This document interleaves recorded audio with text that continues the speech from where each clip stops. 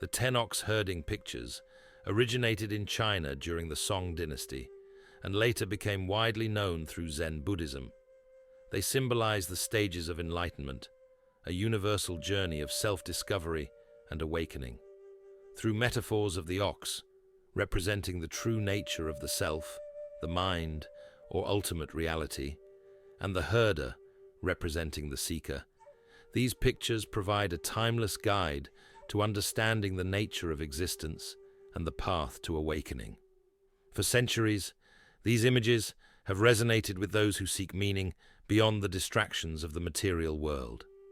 They do not promise a quick revelation or an instant awakening, but instead depict a long, challenging, and deeply personal process.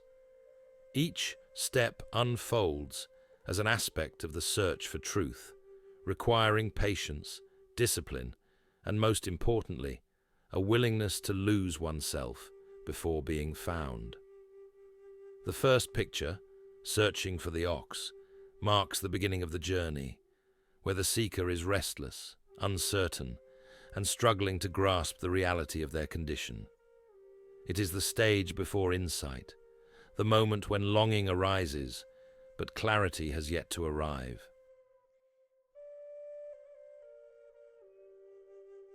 Across endless fields, I wander alone, pushing aside the tall grass, searching, seeking. Through winding rivers and distant peaks, my strength wanes, my spirit wearies. Only the wind and insects whisper in the night. The seeker stands at the threshold of the unknown, the first step into the endless pasture of the world. In his heart, there is a longing, an ache that cannot be soothed, a whisper that calls him forward, though he knows not where he must go. The ox, the great and elusive truth, is nowhere to be seen. Only tangled grasses stretch before him, thick and unyielding, as though nature itself conspires to keep him from his quest. There are tracks, faint and uncertain, fading into the wild expanse of the world. He follows them, but they twist and disappear like vanishing memories. The path is not clear, nor is the direction. The ox may be near, but without knowing what it looks like, how can he recognize it when it appears? He follows unnamed rivers, moving like a wanderer between realms, crossing streams of thought and emotion, stepping over the currents of his own doubts. Distant mountains loom ahead, their peaks lost in mist. Every step forward feels as though it leads nowhere. His strength begins to fail, his body is weary, his spirit heavy. The grasses grow taller, the rivers more treacherous. The ox remains hidden. The journey feels endless. Is there even something to be found? Or has he been searching for an illusion? Then, night falls. Darkness settles over the landscape, cloaking it in silence. The sky above is deep and endless, a canvas of blue mystery. The river gleams in the moonlight, its surface reflecting a distorted image of the world. The seeker pauses, listening to the sounds of the night.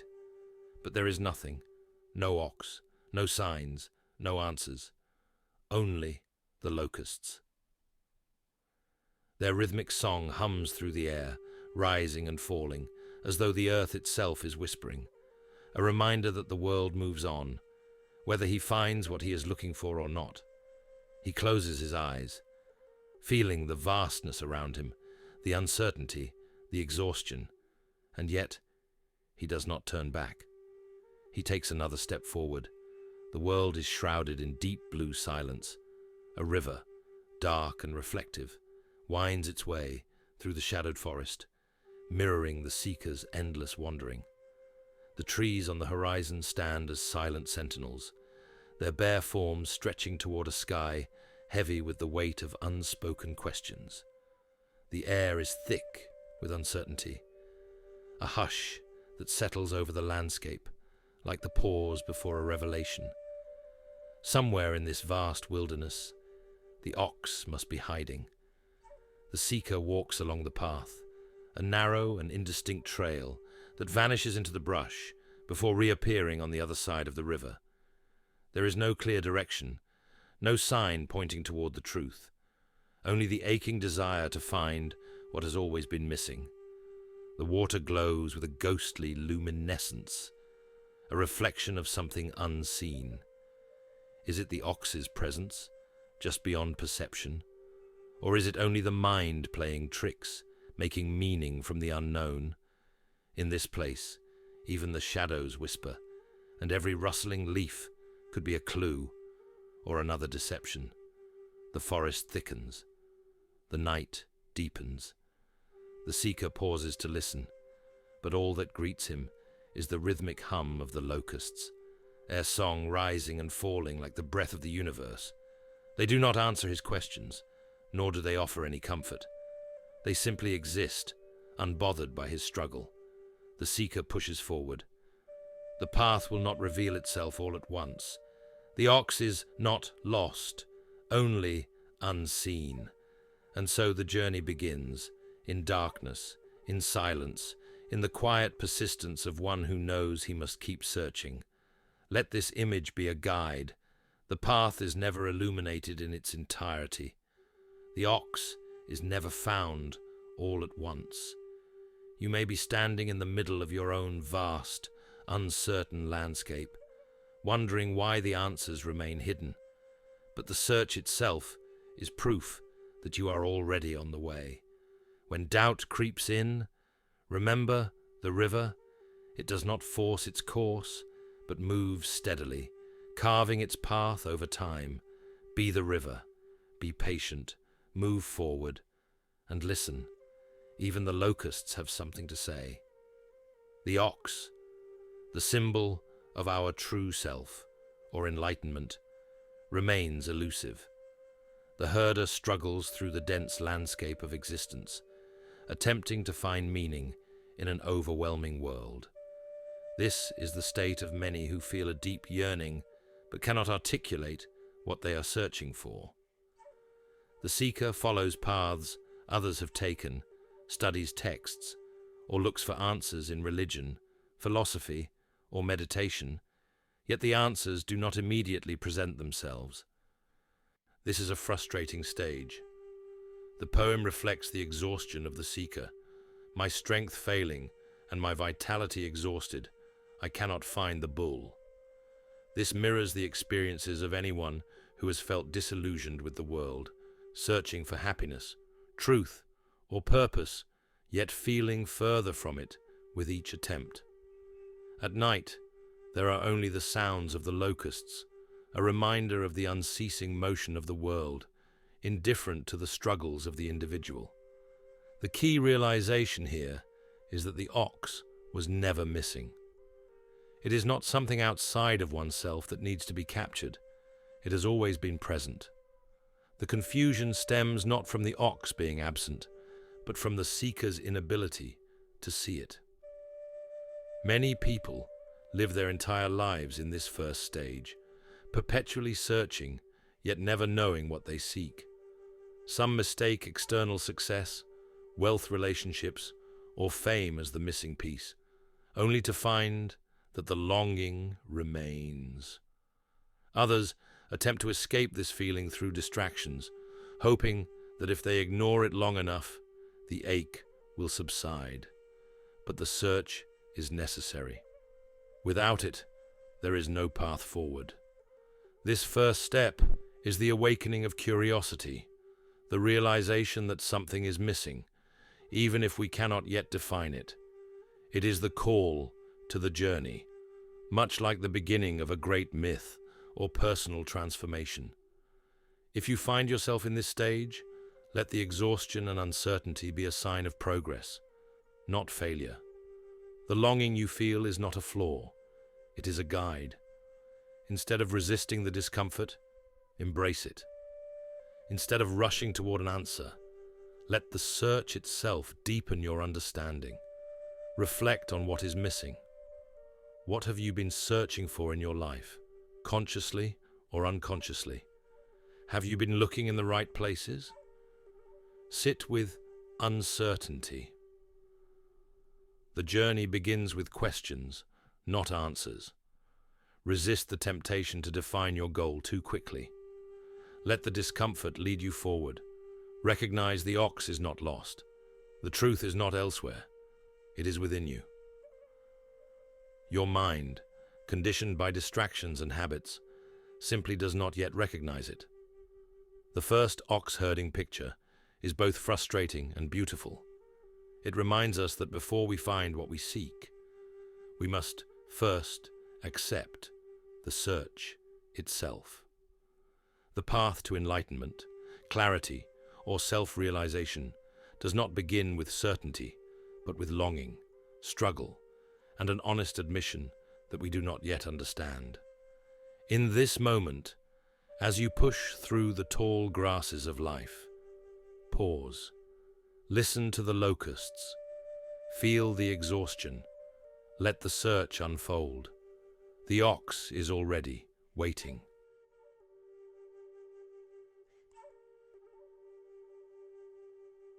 Along the riverbank, beneath the trees, a trail appears in the dewy grass. Faint impressions, yet undeniable. A path laid before me, unseen till now. How could the truth have been hidden so long?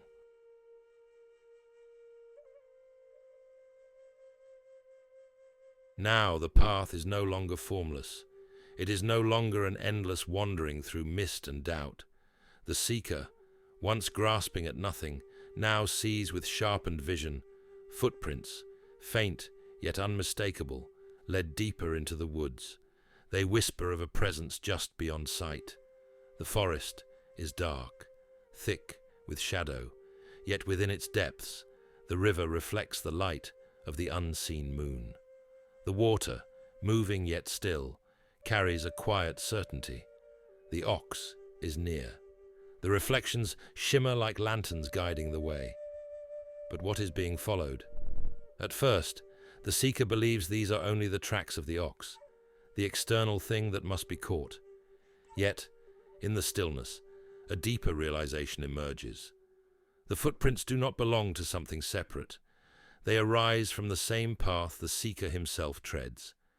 There is no difference between the river and the rain, between the footprint and the earth that bears it. As the mind clears, so too does the world.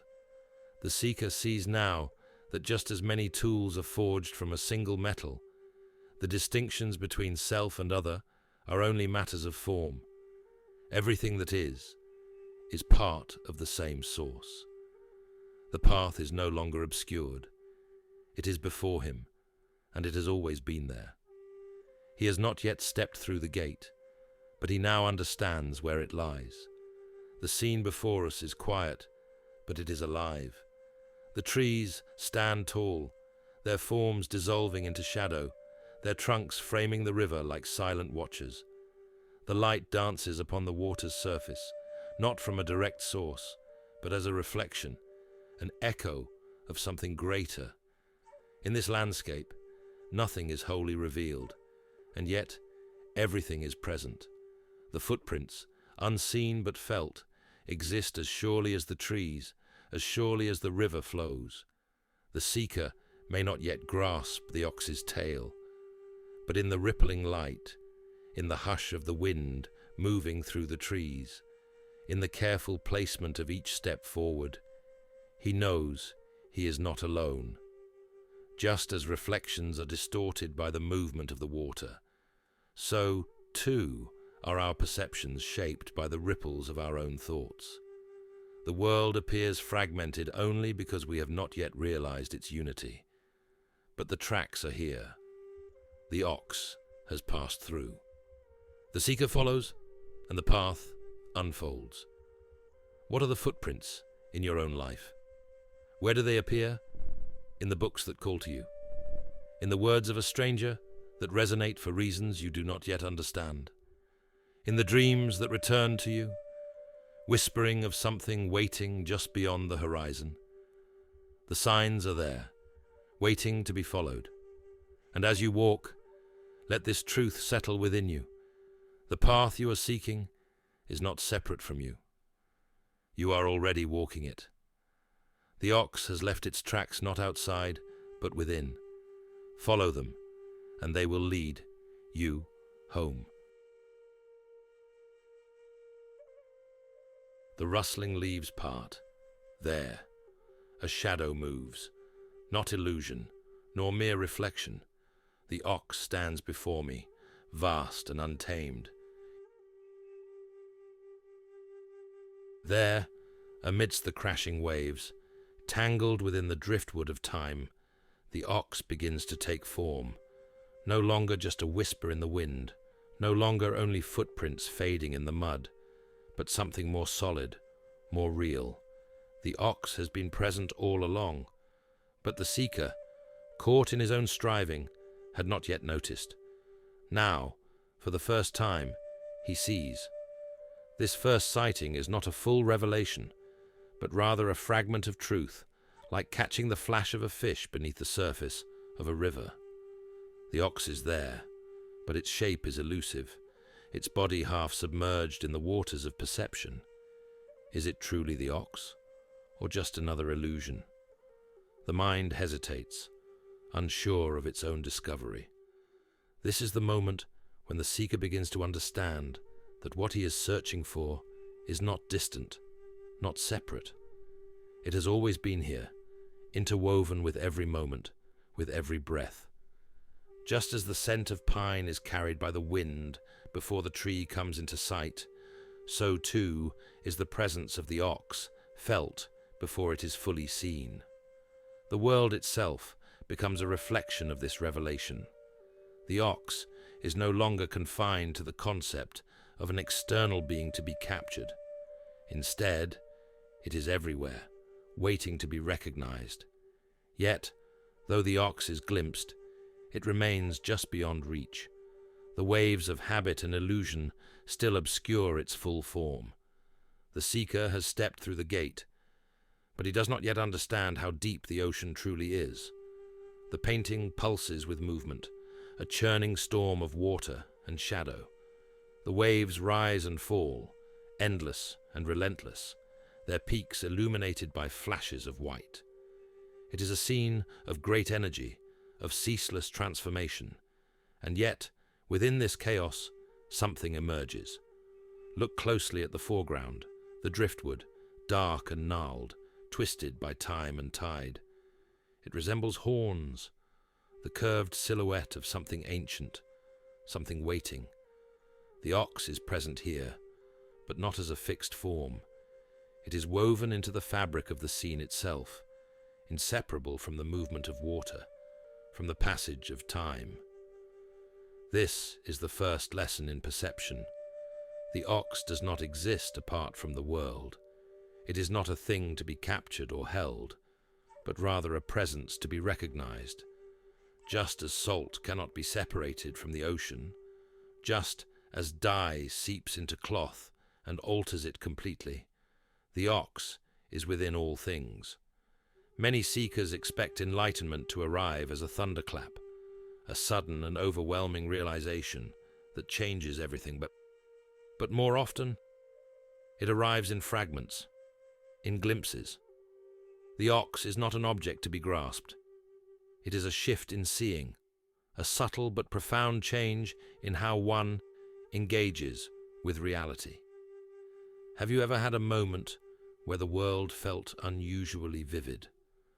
A moment when the ordinary became extraordinary, when the color of the sky seemed impossibly deep, or the sound of the wind carried an unfamiliar resonance. These moments are glimpses of the ox. They rise unbidden, brief flashes of clarity that remind us that something greater is at play. This is the experience of the third ox-herding picture. The ox has not yet been caught, but its presence is undeniable. The journey has shifted. The seeker is no longer just wandering, he has seen the path. How does one apply this understanding? How does one move from glimpsing the ox to truly perceiving it? The key is attention.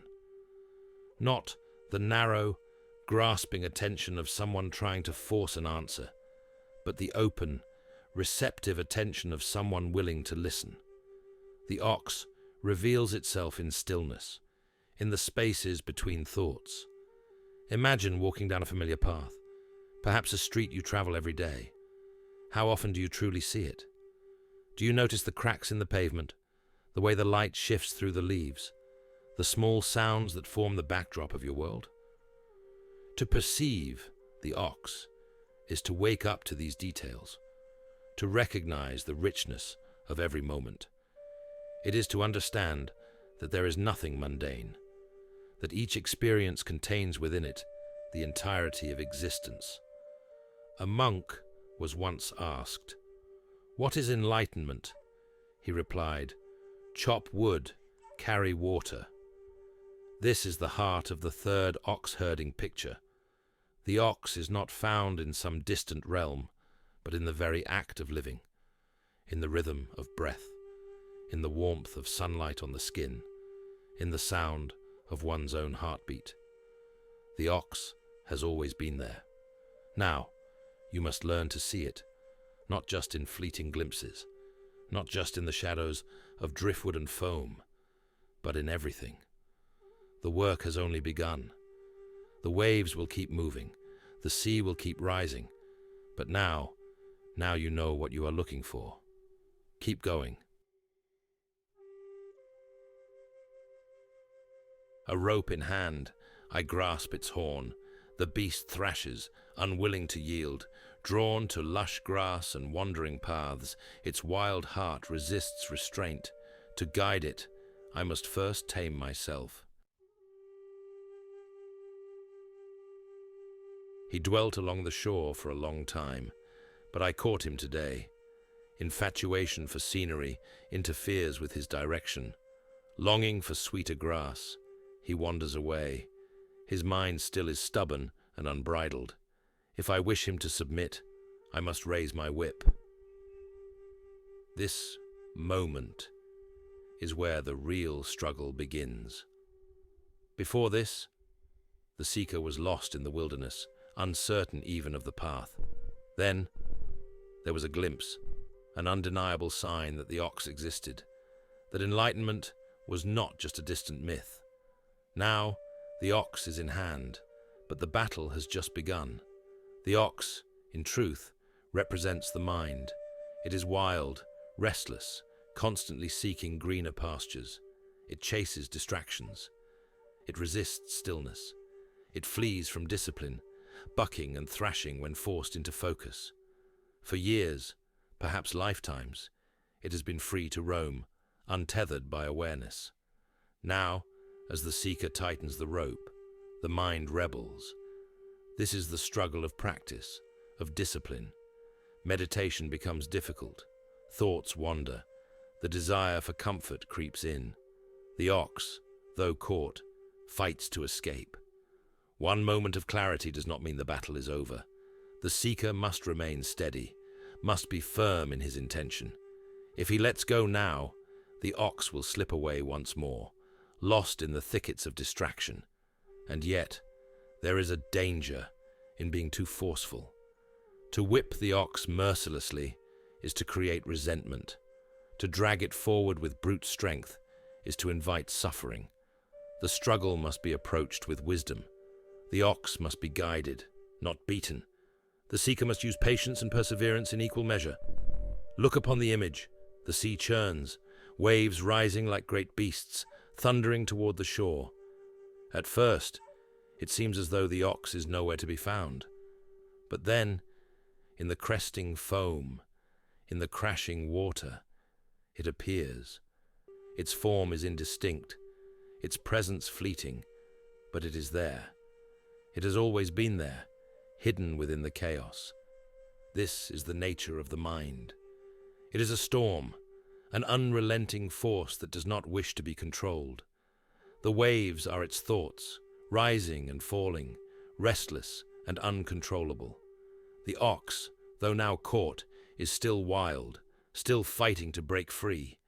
To tame the ox is to stand firm in the storm. The seeker cannot control the waves, but he can control himself. He can hold the rope steady, can learn to move with the tide rather than against it. He does not drown in the chaos, nor does he flee from it. He remains.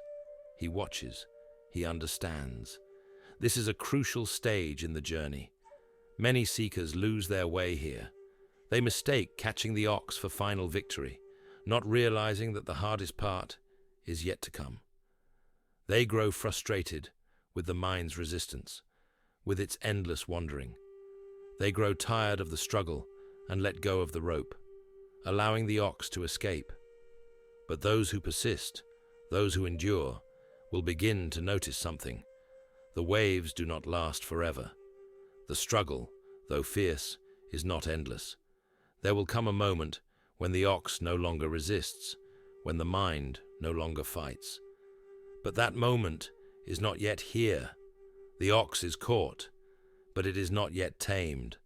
This is where discipline must be cultivated. The ox, your mind, will rebel against structure, against stillness. It will seek comfort, distraction, escape. You will sit in meditation, and it will tell you that you are wasting your time.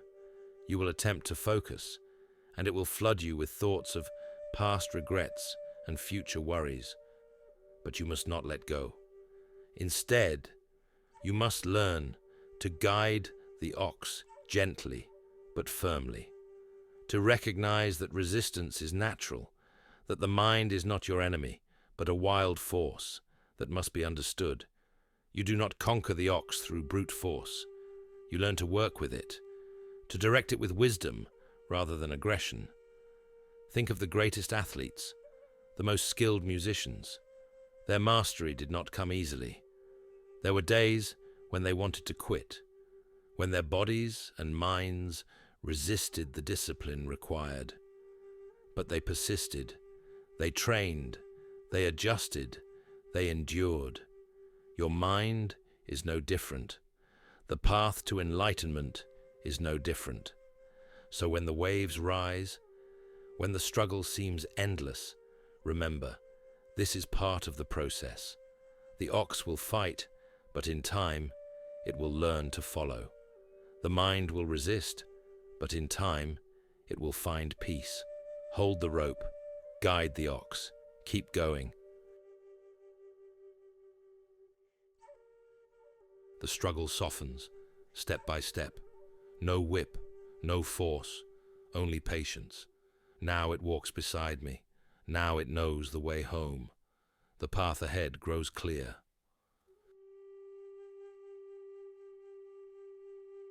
Now, the ox no longer thrashes wildly. It has begun to recognize the pull of the rope. Though its instincts still drive it toward distraction, a shift has taken place.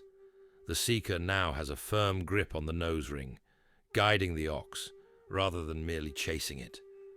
This is the moment when discipline deepens. The mind, once an uncontrollable force, is now being shaped by awareness. Before, the practitioner was tossed by waves of thought, dragged through the wilderness of distraction. Now, there is control, not perfect, but sufficient. The ox is no longer fleeing, and its power is being directed, but the battle is far from over. The greatest challenge now is consistency. If the ox is not attended to, it will wander once again. The seeker must remain vigilant, guiding it with steady hands, not allowing the grip to loosen. It is a delicate balance, too loose, and the ox strays, too tight, and it resists. The mind must be led, not forced. This is the process of training the mind. A single moment of clarity is not enough. It must be reinforced through practice, meditation, discipline, mindfulness. These are the tools of taming. Each time the mind drifts, it must be brought back.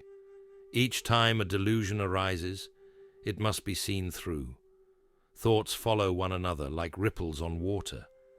If the first thought arises from clarity, all that follows will be true. If the first thought arises from delusion, all that follows will be untrue.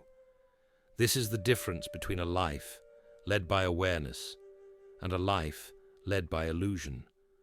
To tame the ox, one must learn to watch thoughts without attachment, to recognize the difference between a thought rooted in clarity and a thought born from fear, greed, or ignorance, to know that delusion is not in the world, it is in perception.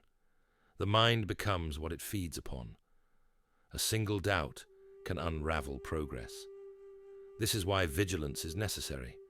The nose ring must be held tight. The ox must not be given free rein. Not yet. The image before us is vast. The sea stretches endlessly, its waves rolling in a rhythmic pulse. The horizon is blurred, the boundary between sea and sky dissolving. The water is not wild, nor is it still. It moves with purpose, flowing toward the unknown. This is the mind, when discipline has begun to take hold. No longer a storm, no longer chaotic, but not yet fully at peace. There is movement, but it is not uncontrolled. The waves do not crash violently. They follow a pattern, responding to unseen forces. And yet, within this vastness, there is a risk. One lapse in awareness, and the waves will rise again. The ocean does not remain calm on its own. It is shaped by the forces that act upon it. The same is true of the mind. It is shaped by thoughts, by discipline, by perception. If one thought arises from truth, the sea remains steady. If one thought arises from delusion, the waters become turbulent once more. The difference is subtle, but it makes all the difference. The ocean, like the ox, must be guided. This is why the seeker must hold firm. The nose ring, the grip on awareness, these are essential. The ox will not remain tamed on its own. The sea will not remain still without care. The mind must be watched. Its course must be set with intention. There is an awareness here, an understanding that the mind is not the self. Those thoughts, emotions, perceptions, these are not the essence of being. Beneath the waves, beneath the shifting surface, there is something deeper. The ox is being tamed, but the journey is not yet over. This is the stage of sustained practice. The initial struggle has passed, but the real work is only beginning. Now, the challenge is consistency. The ox is caught, but not yet trusted. The waves are calmer, but not yet still. This is where many seekers falter. They assume that because they have glimpsed clarity, their work is done. They loosen their grip, they become complacent, and soon the ox wanders once more. The mind, left unchecked, returns to its old patterns. To avoid this, one must remain disciplined. Meditation must continue. Mindfulness must deepen. The awareness of thought must become second nature. The ox must be guided every day, every moment. The greatest danger is doubt. Doubt is what allows delusion to return. It is what makes the waves rise once more. It is what loosens the grip on the nose ring.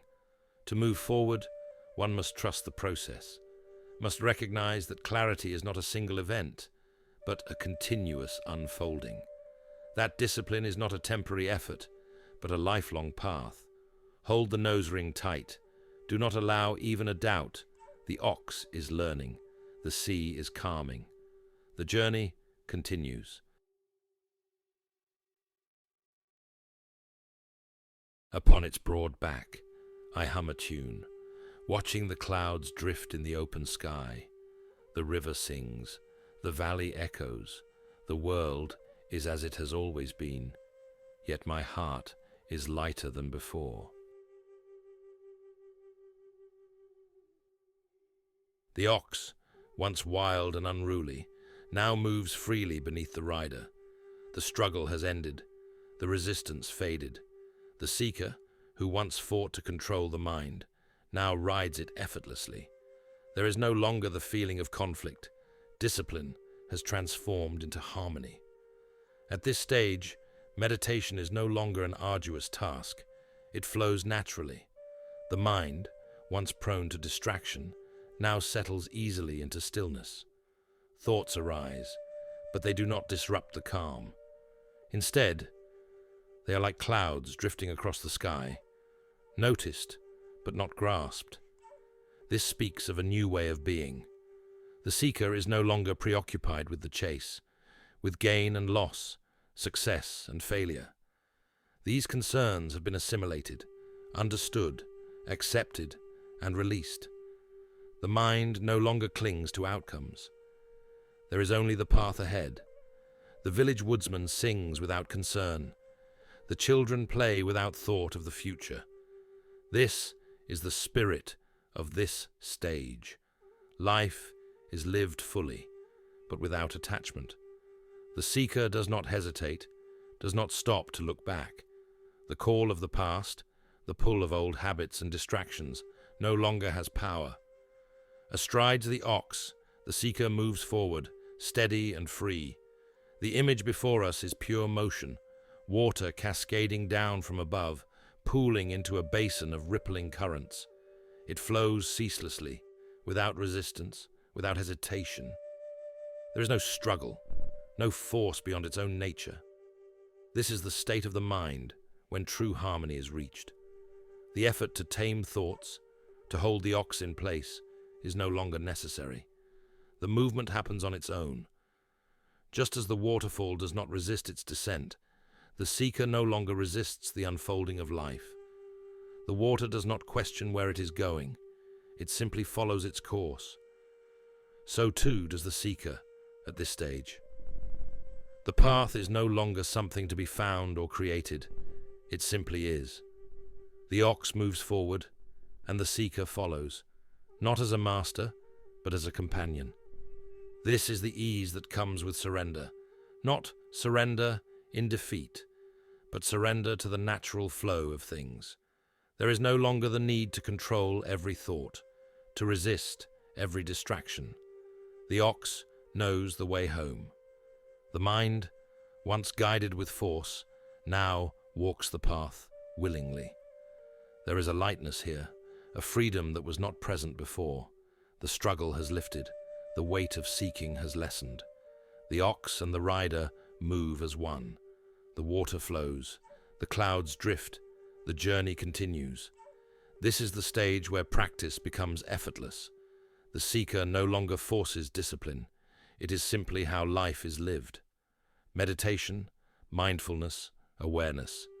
These are no longer separate acts, but part of every moment. At this point, it is easy to think that the journey is complete. The ox is tamed, the mind is still, the struggle is gone. But there is still further to go. The return is only beginning. The path does not end with control. It ends with true integration. Now, the challenge is to maintain this state, to move through life without falling back into old habits, to stay present, even in the face of distractions, to continue forward, even when the world calls one back. It is tempting to believe that the work is done, but the seeker must remain steady. The ox moves, the water flows, the path continues. There is no stopping, no resting in illusion. The return home is not a destination, it is an ongoing journey. And so, the seeker rides on. The mind is at peace, the way is clear. There is no need to force, no need to chase. The ox moves forward, and the seeker follows, free, light, and unburdened. The ox is gone, the struggle forgotten. Where was it ever, if not within me? No footprints remain, no traveller, no road, only the moon's glow upon the water, only the wind moving through the trees. At this stage, the seeker realizes that the struggle to tame the ox was always an illusion. The separation between the self and the ox was an illusion. The effort to control, to discipline, to chase, it was all part of the mind's misunderstanding of its own nature. Now, there is only unity. The ox, which once represented the mind or enlightenment itself, fades from view. It is no longer needed as an object of pursuit. for the seeker has integrated its presence. There is no longer the searcher and the thing sought. There is just what is. In Zen, this is the moment where duality collapses. The idea of effort and achievement, of losing oneself in illusion and then finding enlightenment, these were simply temporary constructs. Just as the moon is never truly lost when hidden by clouds, so too was enlightenment never absent. It was merely obscured by the mind's own grasping. Now, the seeker sees that there was never an ox to tame, never a path to walk. There was only ever the unfolding of things exactly as they are. The law of the universe is singular. All things move in harmony, regardless of our attempts to categorize them as opposites, light and dark, loss and gain, discipline and surrender. This realization is like waking from a dream. There is nothing to attain, because everything is already complete. The ox has vanished, and with it, the illusion of struggle. The image speaks of resilience, of cycles, of the seamless continuity of life. A young tree rises from the remnants of a cut trunk, growth emerging from what seemed to be destruction. This tree, standing defiant and alive, embodies the truth that nothing is ever truly lost. Death and rebirth are not separate things. They are merely transitions of form. The tree that was cut down did not disappear. It transformed. It became the soil, the foundation, the nourishment for what comes next. This is the essence of enlightenment at this stage. There is no distinction between what was and what is. The past, the search, the struggle, it all continues forward in a new form, unchanged in its essence. The fog rolling through the mountains, the way light filters through the mist.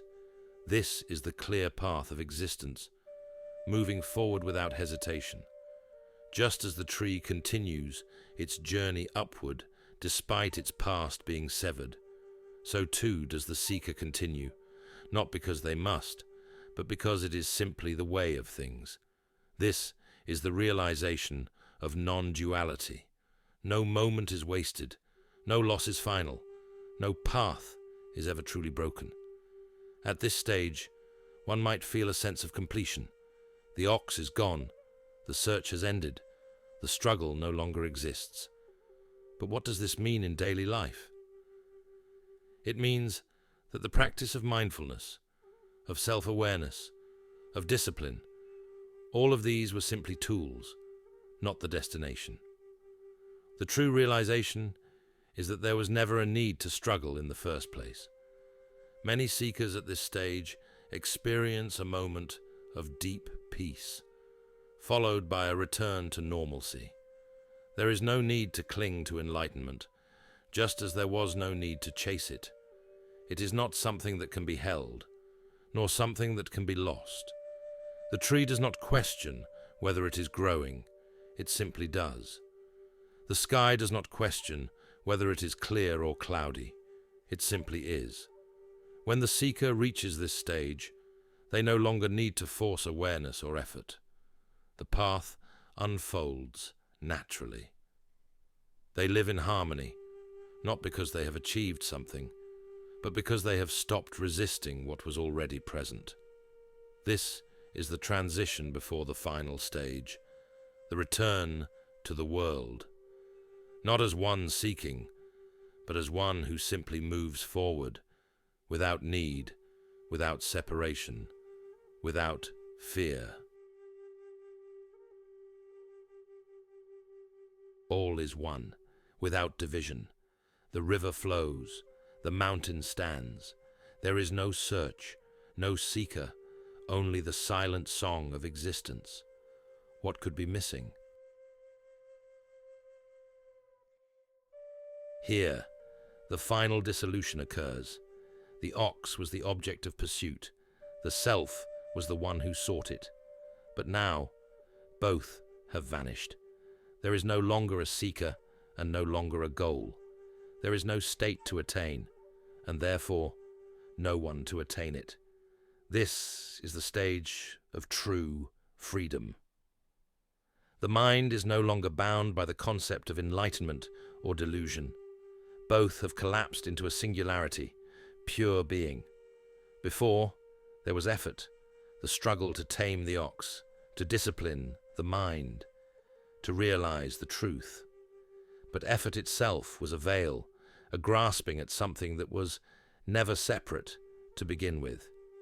Now, all distinctions fall away. There is no more seeking, no clinging to states of realization. Even the idea of enlightenment itself becomes meaningless. The individual who sought the path has disappeared into the path itself, no longer distinguishable from it. This is why eyes cannot see me. The one who walks this stage does not leave footprints. They neither reject the world nor attach to it. They have no need to defend their wisdom, no need to convince or explain. They exist in harmony with all things, without resistance or force. Praise means nothing. Criticism means nothing. Nothing remains to hold on to, and nothing remains to push away. The image captures a moment of perfect stillness. A waterfall cascades, yet the water never clings to the rock, just as the enlightened being moves through the world without attachment. The fisherman sits with his pole, an ancient symbol of patience, of trust, of letting things come and go. A fishing pole can be seen as a sign of enlightenment because it represents engagement without force. The fisherman does not dive into the water to catch the fish with his hands. He does not chase or struggle. He simply places his line in the water and waits. If the fish come, they come. If they do not, he remains at peace. This is how the enlightened mind interacts with the world, not through striving, but through effortless presence. The waves crash, the river flows, the sky darkens and brightens, yet the fisherman remains the same. This image is the embodiment of the phrase, "Neither do I remain where no enlightenment exists." There is no need to cling to stillness, nor to seek movement. The fisherman's presence is enough, just as it is. For many, this stage feels paradoxical. How can one walk the path without walking? How can one seek without seeking? But this is not about effort. It is about being. When you reach this stage in your own journey, there is no longer the feeling of needing to achieve anything. There is no longer a need to struggle with the mind, with distractions, with the world. Thoughts come and go, just like fish in a river. Nothing must be done, yet everything flows naturally. You engage with life not out of a sense of need, but simply because it is the way of things. In modern life, this means acting without ego. You work, you create, you move, but there is no longer attachment to results.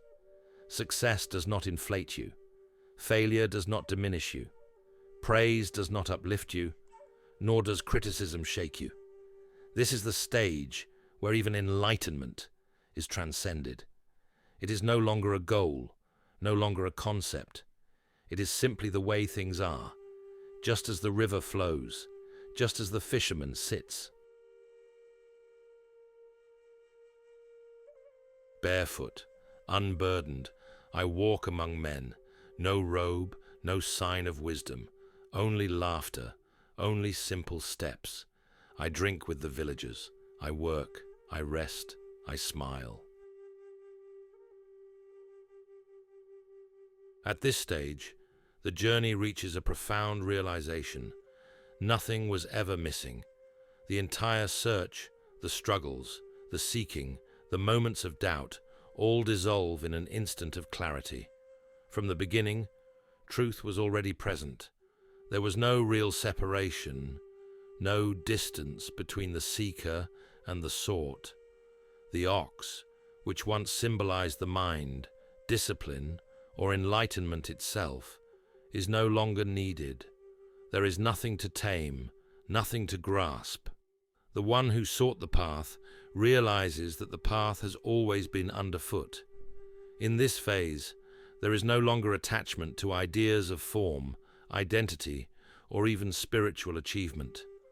This is why the poem states, "One who is not attached to form need not be reformed." The entire premise of seeking change, of improving, of refining, of shaping the self, becomes unnecessary. There was never anything to fix, only illusions to dissolve. Yet, despite this realization, one does not withdraw from life. Instead, one now sees the full spectrum of existence, the ebb and flow, the rise and fall of all things, without resistance. The forms of integration and disintegration become obvious.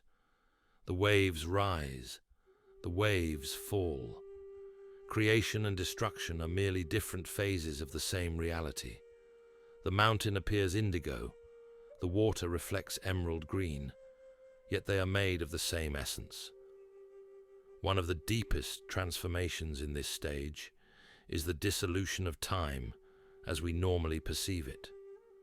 Throughout the journey, we have been walking a path, first searching, then finding, then learning, then transcending. But now, it's clear that time itself was always an illusion. The past is not gone. The future is not ahead. Both are present, right now, in the eternal moment of existence. There is no beginning, no end, only the timeless unfolding of reality. This is what is meant by past, present, and future are appreciated as the timeless now. For most of life, we are caught in the illusion of progress. I must improve. But here, that illusion crumbles. There is nothing to reach, no goal to move toward, no final destination. The seeker realizes that enlightenment was never a distant prize, but the nature of reality all along. It was only the illusion of time and self that made it seem far away. This is why many Zen masters emphasize the simple act of presence. Just drinking tea, just walking, just breathing. These are not means to an end, but the full realization of existence itself. Every action, every moment, contains the entirety of the universe. In the image, the landscape stretches into eternity. The road winds toward the horizon, disappearing into a sky ignited by the last embers of the setting sun. Or is it the first light of dawn? It does not matter. Both are true. This moment could be morning or night, past or future. The house stands quietly, its lights glowing warmly, unaffected by time's movement. The snow-covered path invites contemplation. It does not demand urgency, nor does it suggest a destination. It simply exists, timeless and still. The trees frame the scene, standing as they always have, watching the cycles of life unfold. They do not rush, they do not resist. This is the essence of this stage, the realization that everything is unfolding exactly as it should, neither too fast nor too slow, neither incomplete nor perfected. The great paradox is understood. Everything is already whole, and yet everything is constantly changing. At this stage in life, there is nothing left to attain. There is no longer a need to compare your journey to others, to measure progress, to ask, how much further do I have to go? The path is neither long nor short, neither hard nor easy. It simply is. When you reach this understanding, the constant striving for success, validation, and meaning begins to ease. You stop asking, what comes next, and instead ask, what is here, right now? This shift is not about abandoning life's responsibilities. It is about approaching them with a different awareness, one that is not burdened by past regrets or future anxieties. Work, relationships, and ambitions continue, but they are no longer driven by a sense of lacking.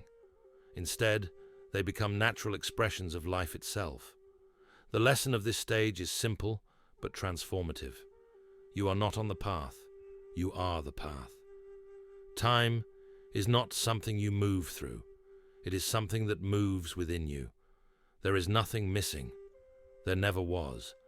And so, poised in silence, you watch the world unfold, neither clinging nor rejecting, simply existing in the vastness of what is. With open hands, I share what cannot be given. The flowers bloom, the children dance, the wind carries my footsteps away. Nothing is gained, nothing is lost, only the joy of returning home. The ox herder has returned, but who or what has truly returned? This is not the same figure who set off in search of the bull. That restless, seeking soul, hungry for answers, yearning for something beyond himself, has dissolved into the river of life itself. The ox is forgotten, the struggle of self-improvement abandoned, and yet, here he stands again, re-entering the world of forms, no longer seeing it as something separate, no longer bound by the dualities that once ensnared him. The bathers, once distractions, are now part of the dance of existence. The fishing pole, a remnant of his journey, is neither a burden nor a tool. It simply is. The golden orb he carries is not an object of possession, but the illumination of pure awareness, effortlessly radiating in all directions. He no longer clings to enlightenment as an attainment. He walks as the embodiment of it, blending into the world, unnoticed yet profoundly present. In the past, he saw enlightenment as something separate from life, a distant peak to be climbed, a hidden secret to be uncovered. But now, there is no distinction. Every moment is enlightenment. Every step is the path. Every face is the face of the divine. He moves through the marketplace with no need for grand teachings or proclamations. There is no more need to withdraw from the world in deep meditation, nor to seek visions beyond ordinary perception. The sacred is found in the everyday, and the everyday is now sacred. This is why, in Zen, it is often said, before enlightenment, chop wood, carry water. After enlightenment, chop wood, carry water. The difference is not in action, but in understanding. The ox herder, now fully awakened, does not retreat to a mountaintop to revel in his realization. Instead, he steps forward into life as it is, because life as it is already whole. At his feet lies the skull of the ox, long forgotten. What was once a symbol of struggle, a thing to be tamed, is no longer relevant. The bull was never separate from him. It was simply his own mind, his own nature, seen as something external. Now, the need for such distinctions has vanished. The bull, the herder, the journey, all were aspects of the same truth. The skull does not haunt him. It does not serve as a relic of hardship. It is simply there, like a stone on the path, like a cloud drifting across the sky, an echo of what was, a reminder that nothing was ever lost. His red-roof studio stands in the background, a place that once felt apart from the world, a place he thought might hold answers. Now, he sees that no place is apart. Tir Nanog, the mystical land of eternal youth, is not some distant, unreachable realm. It is here, in this very moment. Heaven and earth were never separate. They were only divided in his mind. The entire composition of the image is enclosed in an Enso-like frame. The Zen circle that represents wholeness, enlightenment, and the continuous unfolding of existence. The circle is both an enclosure and an opening, a boundary and an infinite expanse. It reminds us that the journey does not conclude in finality. It loops, it breathes, it returns. And here he is, within the circle, yet free of it. The bathers move in the water, the trees sway in the breeze, the sun casts its golden glow, all unchanged, yet entirely new. The ox herder no longer sees these as distractions, nor as illusions to be overcome. He simply sees. Everything is exactly as it should be. What does this final stage mean for those still on their journey? It means that enlightenment is not a goal to be won, or a prize to be hoarded. It is not something that separates the enlightened from the unenlightened. It is a return to life as it has always been, but with new eyes. To truly embody this understanding means to live without resistance, meeting each moment with openness, to no longer be driven by the need for spiritual attainment, yet to live in deep connection with all things, to be present, fully engaged in the world, without being bound by it. This is not an end. The ox herder does not become something greater than he was before. He simply becomes what he always was.